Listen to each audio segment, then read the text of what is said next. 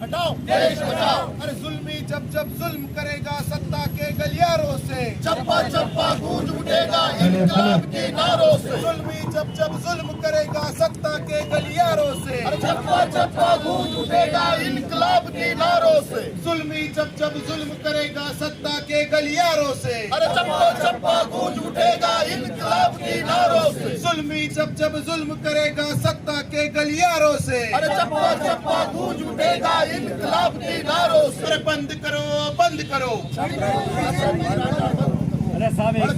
Start क्या कहेंगे आप हेड स्पीच के खिलाफ जो है तो आप धरना आंदोलन कर रहे हैं समाजवादी पार्टी की तरफ से? आज देश के अंदर नफ़रत इतनी बढ़ चुकी है कि उस नफ़रत का अंदाज़ा आप लगा सकते हैं कि देश चांद पे पहुंच गया और नफ़रत स्कूलों तक पहुंच गई। आपने कुछ दिन पहले देखा होगा एक टीचर जो है तो बच्चे को कुछ दूसरे समाज के बच्चों से मार खिला रही है। तो देश आज चांद पे पहुंच गया मगर नफ़रत जो है तो स्कूलों तक पहुंच गई। इसी को लेके हमने भड़काऊ भाषणों के ऊपर, एक हेट स्पीच के ऊपर जो भी भड़काऊ भाषण देता है उसके खिलाफ में नॉन बेलेबल ऑफेंस दर्ज होना, उसको कम से कम 6 महीने तक की बेल नहीं मिलना, ऐसा एक कायदा जो है तो सरकार ने बनाना चाहिए। इसके लिए आज हम यहाँ बैठे हैं और आज देश के अंदर चल ये रहा है कि एक समाज को दूसरे समाज से लड़ाने का काम बीजेपी सरकार कर रही है, दूसरे समाज को दूसरे समाज से लड़ाने का काम कर रही है। जैसा मणिपुर के अंदर मणिपुर की जो घटना है वो देखे होंगे आपने, और उसी के साथ साथ देखे होंगे कि यूनिफॉर्म सिविल कोड लाने का काम चल रहा है। अगर यूनिफॉर्म सिविल कोड आया तो सिर्फ मुसलमानों को उसका नुकसान नहीं होगा, उसको सिखों का भी उसको नुकसान पहुंचेगा, हिंदुओं को भी पहुंचेगा, दलितों को पहुंचेगा, ईसाइयों को पहुंचेगा, आदिवासी समाज को भी पहुंचेगा। अगर जैसा ये बीजेपी सरकार बता रही है कि यूनिफॉर्म सिविल कोड आएगा तो सब एक साथ हो जाएंगे, यकसा कानून होगा, मगर इस तरीके से कुछ नहीं होगा। आपने देखा होगा मणिपुर का वाक़या, मणिपुर में एक समाज की लड़की को नंगा घुमाया गया, उसके कपड़े उतार के घुमाया गया। अगर शरीयत का कानून होता ना तो उसको आधा ज़मीन में गाड़ के, जिन्होंने घुमाए उसको आधा ज़मीन में गाड़ के, जब तक उसको पत्थरे मारने का कानून था, जब तक उसको पत्थर मारो जब तक उसकी जान नहीं चल जाती। इस तरीके का कानून थोड़ी है यहाँ। और फिर यूनिफॉर्म सिविल कोड की बात हो रही है। तो समाजवादी पार्टी का ये कहना है कि आप जो है तो हिंदुस्तान के अंदर एक कानून बनाइए। मार्च महीने के अंदर सुप्रीम कोर्ट ने बताया, राज्य सरकारों को निर्देश दिया कि आप हेट स्पीच के ऊपर, जो भी हेट स्पीच देता है उसके ऊपर केस दर्ज करिए, मगर राज्य सरकार, हमारी सुप्रीम कोर्ट का ही कहना है कि नपुंसक हो चुकी है।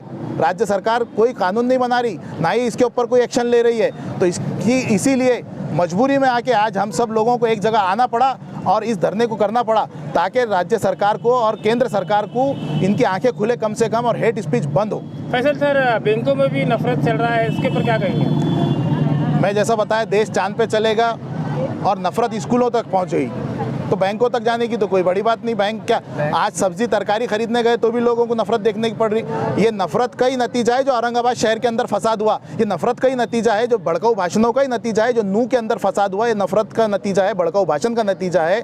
जो जयपुर के अंदर ट्रेन में एक जवान ने 3 निहत्थे लोगों के ऊपर गोलियां चला दी, ये भड़काऊ भाषणों का नतीजा है। लोग बहक जा रहे हैं इसमें। जैसे कि इसके पहले भी जो मुस्कान का जो हिजाब वाला मामला है था, उसी तरह का ही एक बैंक में जो है तो बुर्के को ना पहन के आने के लिए एक मामला सामने आ रहा है सोशल मीडिया पर। इस पर आप क्या कहेंगे? देखिए, सोशल मीडिया पे जो वाक़या सामने आया है बुर्का ना पहन के आने के लिए, तो मैं यही कह रहा हूँ कि यूनिफॉर्म सिविल कोड बनाने की बात कर रहे हैं एक तरफ, और एक तरफ जो है तो मणिपुर के अंदर लड़कियों को नंगा घुमाया जा रहा है। जयपुर के अंदर भी वो सेम वाक़या हुआ, तो इसके ऊपर कानून नहीं बना रहे, मगर बुर्का बता के इनको मेन मुद्दों से हटाना है। इनको महंगाई से जो है आम जनता को दूर करना है ताकि ये हिंदू मुसलमान में उलझ जाए और महंगाई का कोई बता ही नहीं। पेट्रोल 110 रुपये लीटर खरीदे, गैस सिलेंडर 1100 रुपये का खरीदे। इन्हें हिंदू मुसलमान में उलझा के रखना है आम जनता को। आपका पूरा नाम है? फैसल खान, समाजवादी पार्टी शहर अध्यक्ष। मेरे साथ आज सभी समाजवादी पार्टी के पूरे परिवार मौजूद है, पूरे पदाधिकारी कार्यकर्ता हमारे मौजूद है, और हमारे साथ अरविंद कामड़े साहब भी मौजूद है BRSP के। पार्टी समाजवादी पार्टी की ओर से आज सभी जगह पर हेट स्पीच, जो द्वेष भावना से जो बोला जा रहा है पूरे देश भर में, उसके खिलाफ धरना प्रदर्शन आयोजित किया गया है। मैं भारतीय कम्युनिस्ट पार्टी की ओर से समाजवादी पार्टी के इस धरने में शामिल होने के लिए आया हूं। पूरा देश, हमारा जो देश है वो प्यार पर आधारित है। हम वसुधैव कुटुंबकम कहते हैं। अगर पड़ोसी अगर हमारा भूखा सो रहा है तो हम खाना नहीं खा सकते, ये हमारा इस्लाम कहता है। हिंदू धर्म कहता है वसुधैव कुटुंबकम। जब विवेकानंद शिकागो में गए थे धर्म परिषद में, तो उन्होंने वहाँ पर मौजूद सभी धर्म के लोगों को मेरे प्यारे भाइयों और बहनों कहा था। लेकिन जो भारतीय जनता पार्टी है, आरएसएस है, वो द्वेष पर आधारित है। वो प्यार करना नहीं जानते, वो नफरत फैलाना जानते हैं। और इसीलिए आज इस धरने के द्वारा हम सभी भारतीयों को अपील कर रहे हैं कि ऐसे नफरत फैलाने वालों को वहाँ से उखाड़ कर फेंकिए। 2024 में चुनाव आ रहा है, एक बटन दबाइए और ये नफरती लोगों को वहाँ से दिल्ली के पार्लियामेंट से बाहर कीजिए, ये भी हम अपील कर रहे हैं। मैं एडवोकेट कॉमरेड अभय टकसाल, भारतीय कम्युनिस्ट पार्टी का सेक्रेटरी। सर, क्या कहेंगे आप हेड स्पीच में आज समाजवादी पार्टी की तरफ से जो धरना आंदोलन चल रहा है, किस तरीके से देखते हैं? आज जो समाजवादी के तरफ से विभागीय आयुक्त कार्यालय पर हेट स्पीच के खिलाफ जो आंदोलन रखा गया है, बहुजन रिपब्लिकन सोशलिस्ट पार्टी की तरफ से उसको हमने जाहिर पाठिंबा देकर हम उसमें सहभागी हुए हैं। जो भी लोग धर्म के राजनीति के खिलाफ, भाजपा हो, आरएसएस हो, इनके खिलाफ जो भी मैदान में उतरेगा, बीआरएस भी उसके साथ हमेशा खड़ा रहेगी। हम ये विषय को ऐसा देखते हैं कि हमने देखा है कि संविधान के आर्टिकल 19 के अनुसार इस देश के सभी जाति धर्म के लोगों को बोलने का, भाषण करने का अधिकार दिया है, अपना भावना रखने का अधिकार दिया है। लेकिन इसका यह मतलब नहीं है कि तुमको बोलने का अधिकार दिया है तो आप कुछ भी बोलो, आप दो जाति धर्म में झगड़े लगाओ, फसाद करो, ये बिल्कुल नहीं है। उसमें कुछ बंधन है, उसमें कुछ अनिवार्य रखे गए हैं। तो आज भारतीय जनता पार्टी और आरएसएस के लोग दलितों और मुसलमानों के खिलाफ, संविधान के खिलाफ और अलग अलग जातियों के खिलाफ एक तरह की आग उगल रहे हैं और इन लोगों में झगड़े लगाकर, इनको जातियों में बांटकर इस देश का सत्यानाश करके इस देश को कहीं ना कहीं हम एक मनुस्मृति के आधार पर और हिंदुत्व के आधार पर इस देश को बनाने के लिए यहाँ पर एक बड़ी साजिश चल रही है। हमारा यह कहना है कि भारतीय जनता पार्टी को हम कहना चाहते हैं कि आप इस देश को महासत्ता बनाना चाहते हैं, आप इस देश को विकसनशील और गरीबी मुक्त भारत बनाना चाहते थे।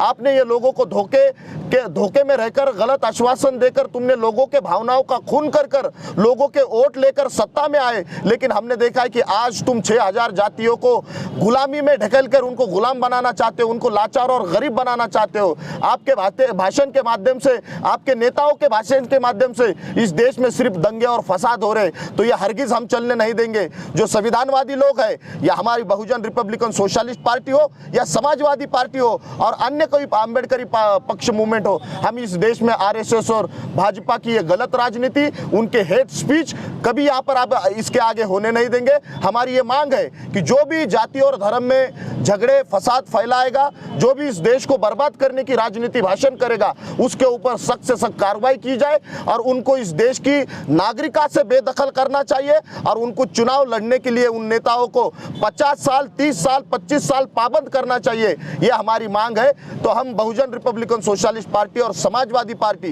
राज्य भर में, देश भर में इस हेट स्पीच के खिलाफ ये आंदोलन चला रहे हैं। हम नरेंद्र मोदी को ये इशारा देते हैं कि आप सुधर जाओ, वरना 2024 में अगर हम सुधरने पे आ गए तो आपको रोड का भिखारी और चाय बेचने वाला एक दिन ये मतदार राजा बना देगा, ये याद रखना। धन्यवाद। अरविंद कांबळे, प्रदेश महासचिव, Bahujan Republican Socialist Party. Thank you.